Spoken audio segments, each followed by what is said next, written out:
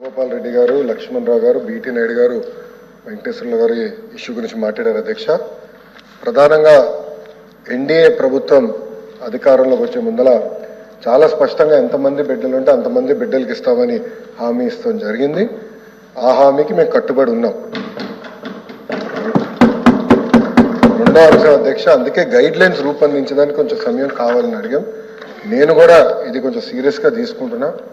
మంత్రులందరితో కూడా మేము చర్చిస్తున్నాం. గతంలో జరిగిన లోటుపాట్లు జరగకూడదనేది మా లక్ష్యం.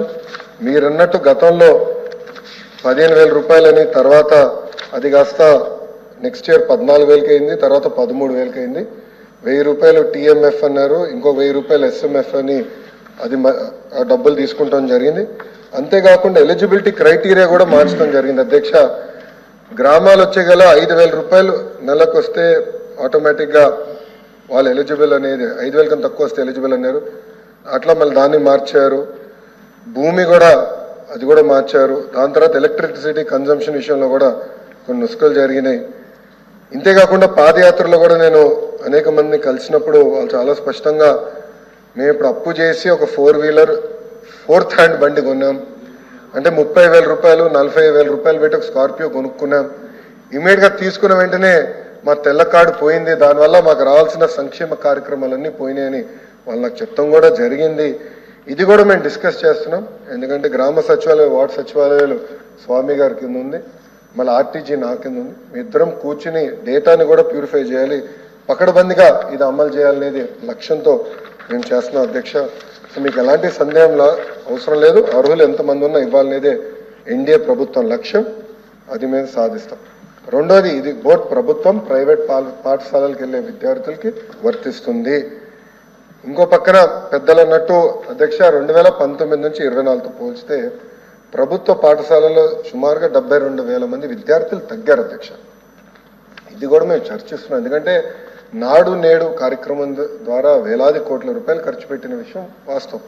కానీ ఎందుకు విద్యార్థులు తగ్గారు? గత ప్రభుత్వం సిబిఎస్ఈ తీసుకొచ్చింది. సిబిఎస్ఈ మళ్ళీ బోర్డ్ ఎగ్జామ్స్ అని పెట్టారు. తర్వాత ఐబీ గురించి ప్రస్తావించారు.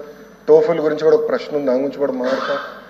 కానీ నిర్ణయాలు తీసుకున్నప్పుడు, విద్యా రంగంలో నిర్ణయాలు తీసుకున్నప్పుడు చర్చించాల్సిన అవసరం ఉంది. యూనియన్లతో మాట్లాడాలి, ఉపాధ్యాయులతో మాట్లాడాలి, అందరినీ కూర్చోబెట్టి ఆమోద్యమైన పరిష్కారం వెతకాల్సిన అవసరం ఉంది అధ్యక్ష. నీ జర్క్ రియాక్షన్ తీసుకోవాల్సిన అవసరం లేదు. అందుకే మీరు చూస్తే నేను మంత్రి కరెక్ట్గా ఈ రోజుతో నెల అయింది నేను ఛార్జ్ తీసుకుని. నేను కూడా అధికారులు చెప్పేది ఒకటి, రాబోయే సంవత్సరం ఏం చేయబోతున్నాం రోడ్ మ్యాప్ వేద్దాం, అందరితో చర్చిద్దాం, సంఘాలు అందరినీ కూర్చోబెడదాం, మాట్లాడదాం, వచ్చే సంవత్సరం నుంచి అమలు చేద్దాం. నాకు నచ్చింది కనుక ఇది ఇద్దాం, నాకు నచ్చలేదు కనుక ఇది తీసేద్దాం అనేది కరెక్ట్ కాదు. చర్చించిన తర్వాత నేను నిర్ణయం తీసుకుందాం అనేది ఒక లక్ష్యంగా మేము పెట్టుకున్నాం. పెద్దలు వెంకటేశ్వర గారు అన్నట్టు వాస్తవం, ప్రభుత్వ పాఠశాలలో అడ్మిషన్స్ తగ్గుతున్నాయి, అంటే ఎలాంటి సందేహం లేదు.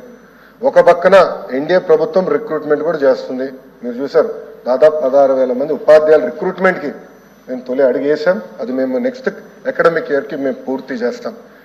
కానీ ఇంకో పక్కన చూస్తే దాదాపు 11,000 పాఠశాలలో 10 కన్నా తక్కువ మంది విద్యార్థులు ఉన్నారు. ఎందుకున్నారు? ఎలా అడ్మిషన్స్ పెంచాలి, నాణ్యత ఎలా పెంచాలి, అసెస్మెంట్ ఎలా చేయాలి, టెక్నాలజీతో జోడించి ఎలా చేయాలి, first grade, second grade, third grade pressure లేకుండా సిస్టమేటిక్ ఎట్లా చేయాలనేది కూడా మేము చర్చిస్తున్నాం. పక్క రాష్ట్రాల్లో కూడా ఏం జరుగుతుందో మేము చూస్తున్నాం. అటు ఉత్తరప్రదేశ్లో ఒక మోడల్ ఉంది, ఢిల్లీలో ఒక మోడల్ ఉంది, పక్క రాష్ట్రాల్లో కూడా ఏం జరుగుతుందో అందరం చర్చిస్తున్నాం. అధికారులు కూడా ఒక టీం వేసాం, వాళ్ళు కూడా వెళ్ళి చూస్తున్నారు. వాళ్ళు నివేదిక ఇచ్చినా నేను కూడా వెళ్ళాలనుకుంటున్నా. వెళ్ళి ఏం చేస్తున్నారో మోడల్ చూసి మన రాష్ట్రానికి కరెక్ట్ మోడల్ ఏంటనేది రూపొందించి అది మీ ముందర పెట్టి అందరు అభిప్రాయాలు తీసుకున్న తర్వాత మళ్ళీ ఆంధ్ర రాష్ట్ర ప్రజలు తల్లిదండ్రులు ముందర పెడతా వాళ్ళ అభిప్రాయాలు సేకరించిన తర్వాతనే వచ్చే అకాడమిక్ ఇయర్ నుంచి మేము అమలు చేస్తాం.